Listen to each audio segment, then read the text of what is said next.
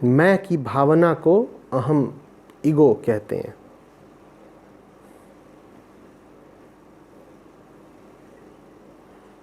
तो मतलब मैं अपने आप को डिफाइन करना किसी भी चीज़ से, वो ईगो है। अपनी हस्ती को अनुभव करना, यही ईगो है। मैं हूँ, इसको अनुभव करना अहम है। ईगो से आगे जाने की बात भी तो मैं ही कर रहा हूँ ना। खुद अहम कर रहा है क्योंकि खुद से परेशान है। तुम खुद से परेशान नहीं हो।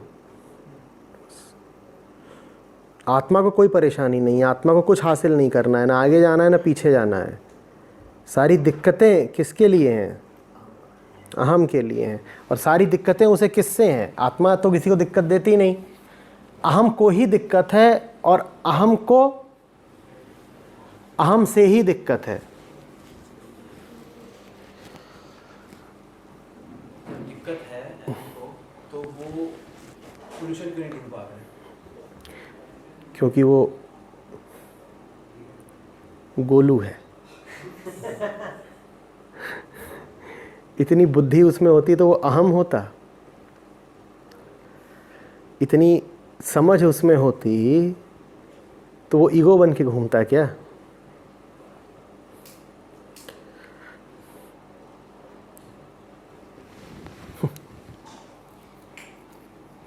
तो दिक्कत मतलब अहम को है, तो वो बार बार याद भी दिलाना चाहिए ना कि उसे दिक्कत है।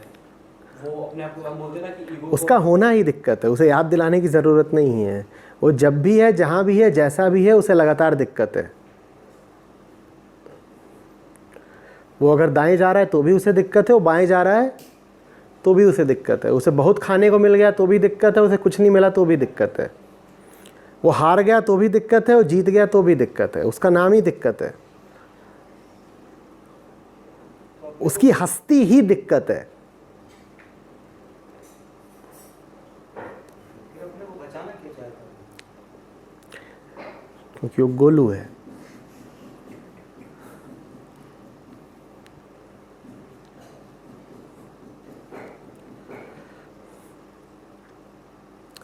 उसने अपने आप को ये बोल दिया है ना, मैं हूं। उसने अपने आप को एक झूठा नाम दे दिया है कि मैं हूं। वो मैं है ही नहीं, पर वो अपने आप को क्या बोलता है? मैं। अब अगर वो मिट गया तो कौन मिट जाएगा? मैं। वो है क्या? वो मान लो क्या है, वो क्या है? वो है तो क्या, पर अपने आप को बोलता है मैं। और उसने ये झूठ अपने आप से इतनी बार बोला है और इतने लंबे समय से बोला है कि उसे खुद ही यकीन हो गया है कि वो मैं है। अब उसे यकीन हो गया है कि वो मैं है। उसे दिक्कत भी बहुत है अपने आप से, उसका नाम ही दिक्कत है। अगर दिक्कत मिटी तो कौन मिटेगा? वो मिटेगा, और उसका नाम है मैं। अगर वो मिटा तो फिर मैं ही मिट जाएगा। मैं माने हस्ती, मैं माने होना। तो कहेगा फिर दिक्कत मिटा के क्या फायदा अगर कोई बचेगा ही नहीं?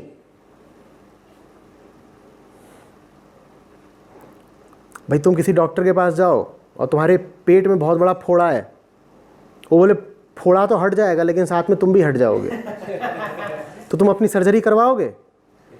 तुम चाहते हो कि फोड़ा हट जाए, तुम बचे रहो, यही चाहते हो ना? मैं के साथ दिक्कत यह है कि वो खुद ही दिक्कत है। दिक्कत हटी तो मैं भी हटेगा। अब मैं कहता है जी हम फिर दिक्कत हटाएं क्यों, अगर दिक्कत के हटने के साथ हम भी मिट जाएंगे तो।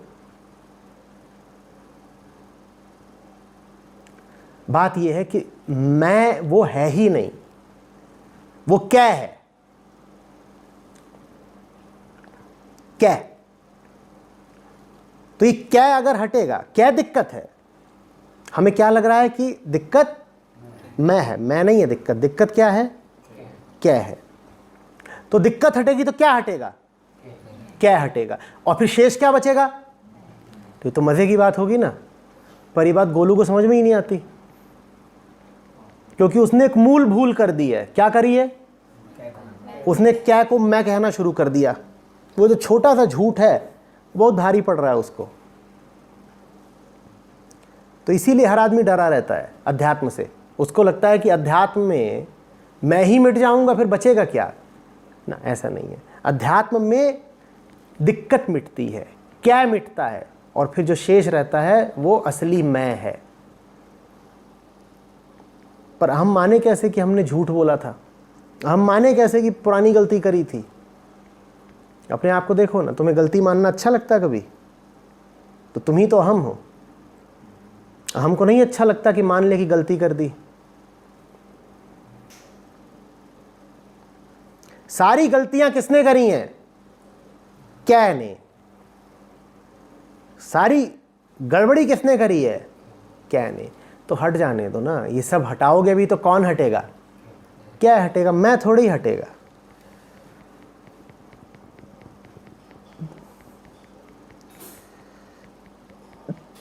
अहम अपने आप को आत्मा समझता है। अहम क्या है? क्या है? आत्मा क्या है? मैं। पर अहम अपने आप को आत्मा समझता है, यही गड़बड़ हो गई। तो अहम जो अपने आप को आत्मा समझता है तो सोचता है कि अगर अहम हटा तो आत्मा भी हट जाएगी। नहीं बाबा, अहम हटा तो आत्मा नहीं हटेगी, अहम हटा तो अहम ही हटेगा। क्या हटेगा? तो मैं नहीं हटेगा।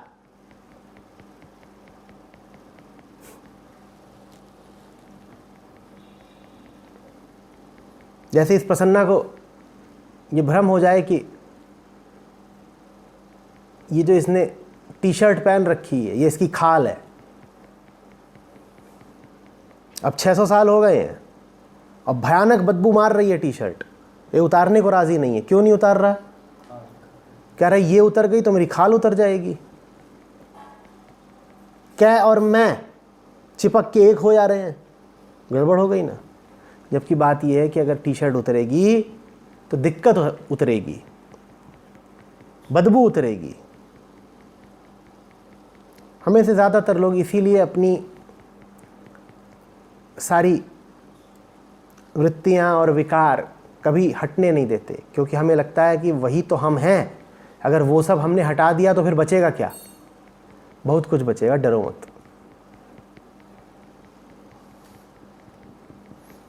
और इसीलिए अध्यात्म में जब प्रवेश करते हो तो ऐसा लगता है जैसे मौत ही हो रही है। अनुभव किया है? ऐसा लगता है सब छिन गया, हाय हाय। केशव भगा बहुत जोर से आश्रम से, मर ही गए, भागो रे, बचेंगे नहीं अब। अरे क्या हट रहा था? मैं थोड़ी हट रहा था।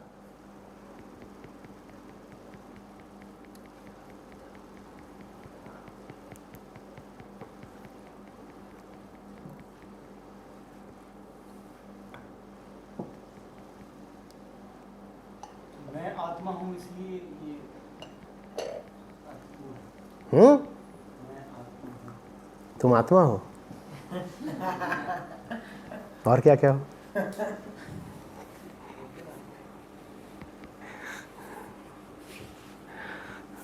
परेश,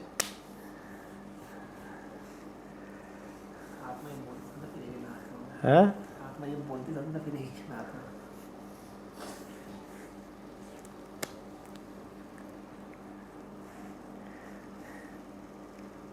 कैसे प्यार है बहुत ज़्यादा। उसको मैं बनाने की पुरजोर कोशिश चल रही है।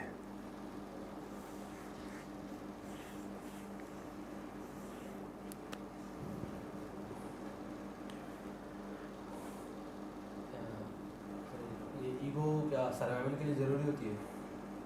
कैसा सर्वाइवल? किसका? शरीर का, सिर्फ शरीर का। जब सो जाते हो तो ईगो बचती है। हाँ, तो शरीर मर जाता है। तो कैसी बातें पूछ रहे हो? तुम तो बेहोश भी हो जाते हो तो शरीर नहीं खत्म हो जाता, बल्कि कई दफ़े तो तुम्हें बेहोश करना ज़रूरी होता है ताकि शरीर बचे। तुम्हारी सर्जरी होनी है और तुम्हें बेहोश ना किया जाए तो तुम्हारा मैं तो डॉक्टर की गर्दन पकड़ लेगा। कोई डॉक्टर तुमको बिना बेहोश किए एनेस्थीसिया लगाए करे तुम्हारी सर्जरी, तुम देखो कैसे उचक के उसकी गर्दन पकड़ते हो। तो अहम तुम्हारे शरीर के सर्वाइवल में मदद कर रहा है या अड़चन लगा रहा है? अहम को तो सुलाना पड़ता है कि अहम सो जाए तो फिर शरीर की रक्षा की जाए। अहम इतना होशियार है कि वो किसी की भी रक्षा कर सके, अपनी तो कर नहीं पाता। हाय हाय हर समय तो उसको चोट लगती रहती है, देखा है? अहम से ज़्यादा घायल चोटिल कोई देखा है? किसी भी बात पे उसको चोट लग जाती है। किसी ने उसको देख लिया, उसको चोट लग जाएगी, मुझे ही देखा। और उससे ज़्यादा चोट तब लग जाएगी जब कोई उसे ना देखे। कोई हमें देखता ही नहीं, हमें चोट लग गई। ये इतने घायल हैं, किसी और की क्या रक्षा करेंगे? So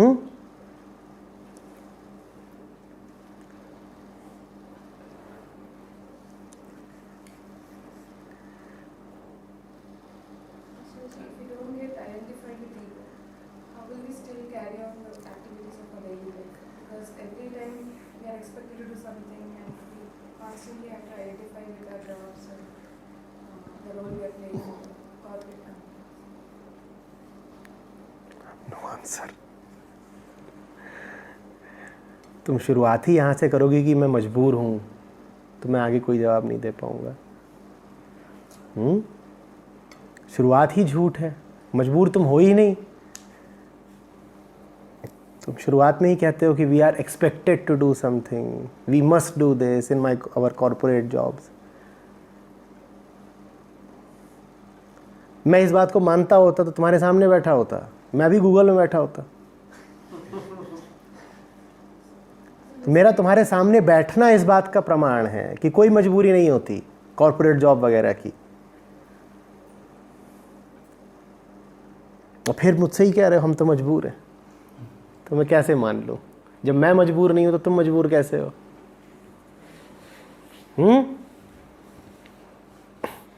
कुछ नहीं है, वो 30 तारीख वाला मामला है।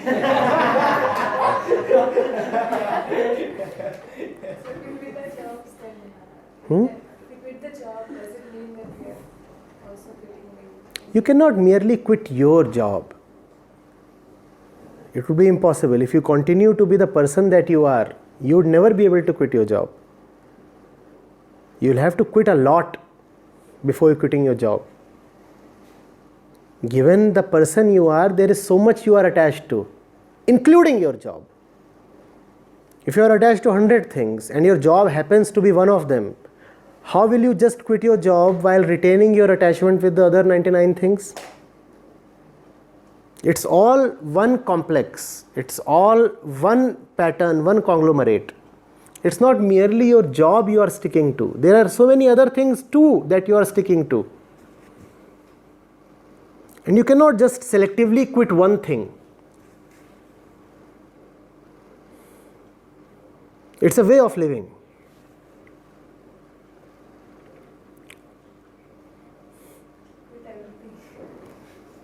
And you cannot quit everything unless you first are emboldened by the touch of something that reassures you, that you can confide in, have faith upon. Know that you are wasting your time by unnecessarily being in places that don't deserve your presence. And if those places do deserve your presence, then you will continue with renewed vigor.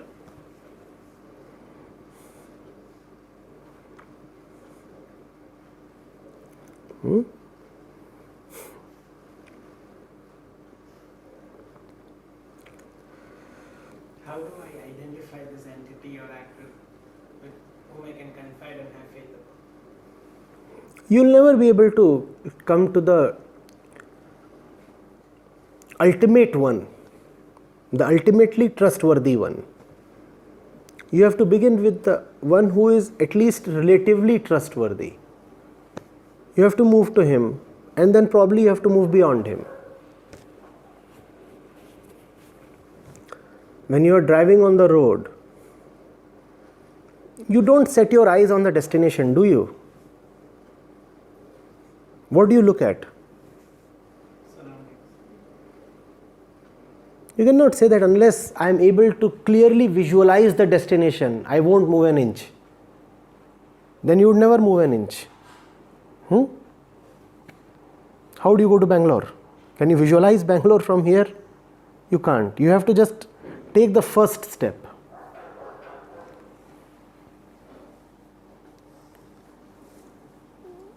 हम जब nature ये सब कुछ प्रकृति है, जब जो अभी भी जो कि इंसान ने जो खुद नहीं बनाया, जो कि था पहले से, उसमें जाते हैं तो हम शांत हो जाते हैं थोड़े से। तो वह ऐसा क्यों होता है? यहाँ तो परेशान करते हैं तुमको, वहाँ पे पेड़ तुमको कहने थोड़ी आता है कि चल सैटरडे दारू पीते हैं। जो बातें सीधी हैं उनमें तुमको क्या नहीं समझ में आता? तो फिर वहीं पे चला जाना चाहिए। जाओ, चले जाओ, रह लो। नहीं मतलब वो जो शांति है वो सिर्फ छुटकारा है ना। पर तुम ये भूल जाते हो कि यहाँ पर भी लोग तुम्हें परेशान इसलिए कर पाते थे क्योंकि तुम परेशान होने को तैयार ही नहीं, इच्छुक थे। ये तुम्हारे पीछे अभी पड़ा हुआ था कि यार दारू पी दारू पी दारू पी, चला सैटरडे नाइट पड़ा था ना, और क्या खा, चिकन खा चिकन खा, नहीं वो पड़ा था पीछे, ये कर ले वो कर ले। वो तुम्हारे ही पीछे क्यों पड़ा था? क्योंकि तुम हो ऐसे कि वो तुम्हारे पीछे पड़ा था। तो तुम ऐसे हो जो परेशान होने को मात्र उपलब्धि नहीं है, वो परेशान होने को इच्छुक भी है। ठीक है, अब तुम्हें उसने बहुत परेशान किया, एक बार को तुम जंगल भाग गए, पर तुम हो कौन? जो परेशान होने को बहुत इच्छुक है। तो वहां कुछ तो तुम वहां खुराफात करोगे ना। हिरण को पछियालोगे, पेड़ को खोदोगे, कोई खरगोश होगा उस पर कूदोगे, वो सटक लेगा, तुम गिरोगे भाड़ और जबड़ा टूट जाएगा, तो कहोगे हाय हाय, इससे ज़्यादा अच्छा तो ये था कि शनिवार की रात दारू ही पी लेते और चिकन ही खा लेते। और फिर तुम वापस लौट आओगे, वो फिर वापस, और फिर वो तुमको 2 गाली और देगा, कहेगा बड़े होशियार बनते थे, गए थे जंगल, मुंह तोड़वा के लौट आए। क्योंकि तुम हो कौन? वो जो परेशान होने को इच्छुक है। तभी तो तुम्हारे पर चढ़ा बैठता था। जो परेशान होने को तैयार नहीं, कौन सी परेशानी उससे चिपक सकती है? उसको तुम परेशान करोगे तो वो भाग लेगा। और मसीहा तो तुम हो नहीं कि जानबूझ के परेशानियां मोल लो क्योंकि तुम्हें दूसरों की परेशानियां दूर करनी है। परेशानी में आम आदमी भी पाया जाता है, और परेशानी में जीसस ही पाए गए थे। पर आम आदमी इसलिए परेशान है क्योंकि उसे परेशानियों में एक विकृत मज़ा मिलता है। और कोई अवतार, कोई संत परेशानियों में इसलिए पाया जाता है क्योंकि वो परेशानियों में गया है परेशानियों की सफाई करने के लिए। अब परेशानियों की सफाई के लिए तो तुम हो नहीं परेशानी में, तुम्हें तो परेशानी में थ्रिल मिलती है।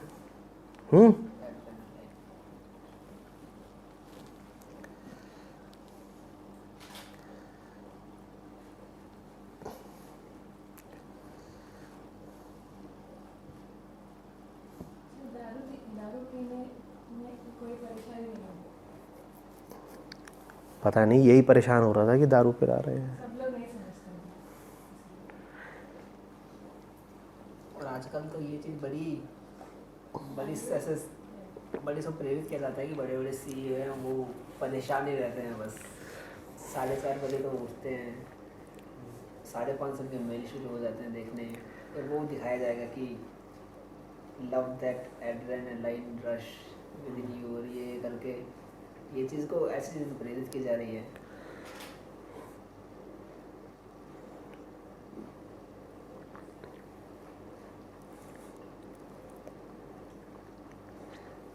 उनमें से कई जब बिल्कुल विक्षिप्त हो जाते हैं, अपने ही बाल नोच लेते हैं, तो तुम्हारे आचार्य जी के पास भी आते हैं। MTM जानते हो ना, ऐसे में कईयों का हो चुका है। और बड़े बड़े लोग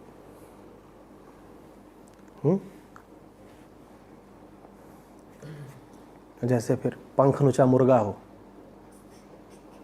उसका मुंह सोचो, उसकी हालत सोचो, फिर उस हालत में आके बैठ जाते हैं, बर्बाद हो गए। वो बर्बाद हुए तो हुए, दिक्कत ये है कि उस प्रक्रिया में, अपनी बर्बादी की प्रक्रिया में उन्होंने न जाने कितने और लोगों को बर्बाद किया। फिर जब तक वो सफल हो रहे थे तब तक तो वो बुलंदी के साथ घोषणा करते थे कि हमें देखो, हम आदर्श हैं, हम रोल मॉडल हैं। लेकिन जब वही तनाव में जाते हैं, अवसाद में, डिप्रेशन में जाते हैं, ज़िंदगी उनकी बिखर जाती है, आत्महत्या को तैयार हो जाते हैं, तो ये बात फिर किसी मीडिया में नहीं छपती। ये बात बिल्कुल छुपा दी जाती है कि हश्र देखो, इसका अंजाम देखो।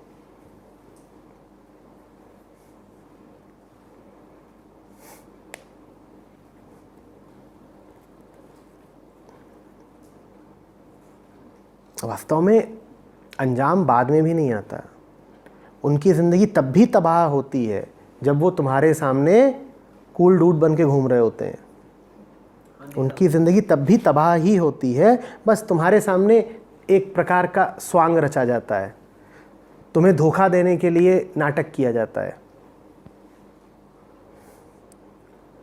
एक बंदे को मैं 2-3 साल ऐसा काम, 1 साल काम कर लिया तो दिख जाता है बस कि हाँ, पहले तो मन में रहता है अच्छा कुछ तो होगा, कुछ तो होगा, फिर सब दिख जाता है कि अच्छा क्या चल रहा है यहाँ पर। उनको दोष मत दो, वो बेचारे खुद पीड़ित हैं। उनसे पूछता हूँ कि जब इतनी तुम्हारी ख़राब हालत है तो निकल क्यों नहीं आते, तो एक ही उत्तर देते हैं, परिवार वालों का क्या करें, ये नहीं छोड़ने देते। हम तो आज छोड़ दें, ये घर वाले नहीं छोड़ने देते। हाँ मैं भी पूछता हूँ तो एक ही होता है, दूसरा फिर काइयों का तो ये भी होता है कि भाई अब लोन वोन लेके पढ़ाई की है वो उतारना है, ये सब चीज़ें। जिस होम लोन ले लिया, तल की तुम बात कर रहे हो उस तल पर वहाँ पर लोन नहीं बचता है, वहाँ फिर दूसरी बातें आ जाती हैं, वहाँ फिर लाइफस्टाइल कंसर्न्स आ जाती हैं।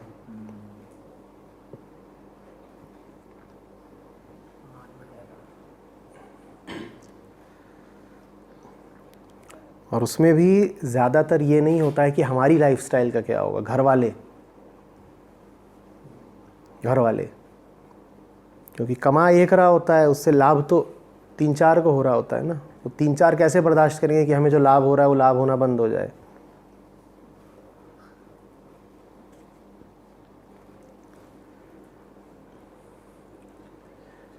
बच्चों को आदत लग जाती है, बच्चे पैदा ही अयाशी में हुए होते हैं, अब उनको आदत लग गई है।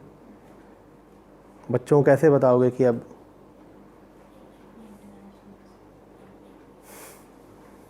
इंटरनेशनल स्कूल से हट के CBSE स्कूल में जाना पड़ेगा।